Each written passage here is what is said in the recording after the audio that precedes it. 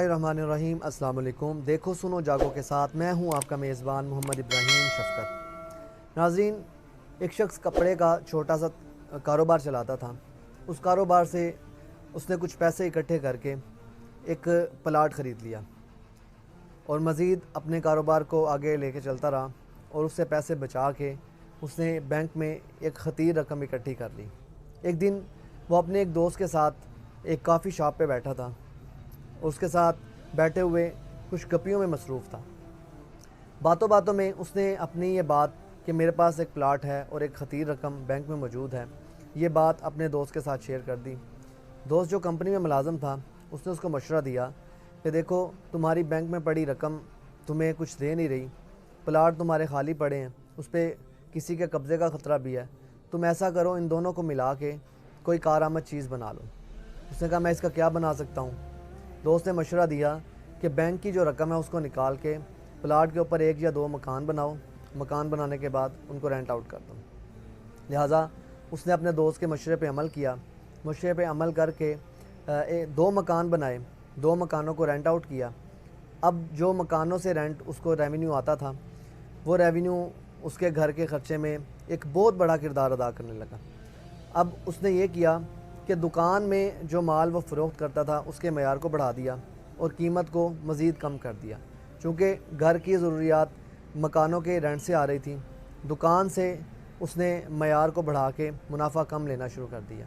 अब जब मुनाफा कम लिया तो गाहकों की भीड़ अब उसकी दुकान पे इकट्ठी हो गई। जो एक दफ़ा उसकी दुकान पे आता, अपने साथ 3-4 गाहक और लेके आता।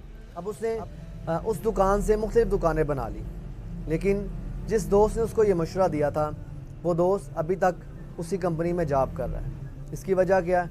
इसकी वजह ये है कि जो मौका उस बंदे को मिला, उस मौके पे उस दोस्त ने अच्छा मशवरा दिया, उस मशवरे को इस्तेमाल करके वो दोस्त उसका और आगे चला गया।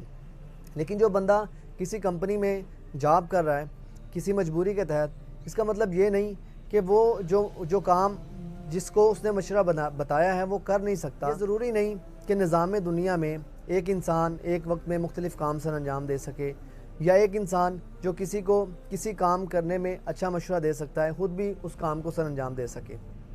रिसेंटली हमने देखा एक गोल्ड मेडलिस्ट नू भट्ट, उनके वालिद साहब उनके ट्रेनर हैं, मुरब्बी हैं। उन्होंने उनको तरबियत दी, लेकिन ख़ुद वो उस मकाम तक नहीं पहुँच सके जहाँ उनका बेटा, उनका शागिर्द आज पहुँचा हुआ है। तो नाज़रीन, मेरा आज का जो मेन टॉपिक है वो मोटिवेशनल स्पीकर्स के हवाले से है। आजकल मोटिवेशनल स्पीकर्स के ऊपर हंसा जा रहा है और मुख्तलिफ़ किस्म की तनकीद का सामना उनको करना पड़ता है कि वो एक तो वो मुआशरे को अच्छे मशवरों से रोशनास करवा रहे हैं, और दूसरा अपनी एक मेहनत और एक लगन के साथ अपना काम कर रहे होते हैं, लेकिन उसके बावजूद वो लोगों को मोटिवेट कर रहे होते हैं और लोग उनको डीमोटिवेट करने में लगे होते हैं। अगर एक इंसान आपको किसी चीज़ का मशवरा दे रहा है, आपको किसी हवाले से तरबियत दे रहा है, तो ये ज़रूरी नहीं है कि वो ख़ुद उस काम को सर अंजाम दे सके।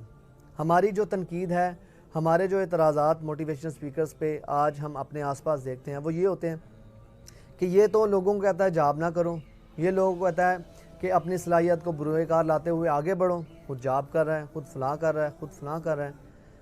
नाज़रीन, ये रविश, ये तरीक़ाकार मुआशरों के आगे बढ़ने का नहीं होता। और एक बड़ा एतराज़ मोटिवेशनल स्पीकर्स पे ये किया जाता है कि मोटिवेशन तो लोगों को करते हैं, लेकिन ख़ुद मोटिवेशन करने के पैसे बटोरते हैं।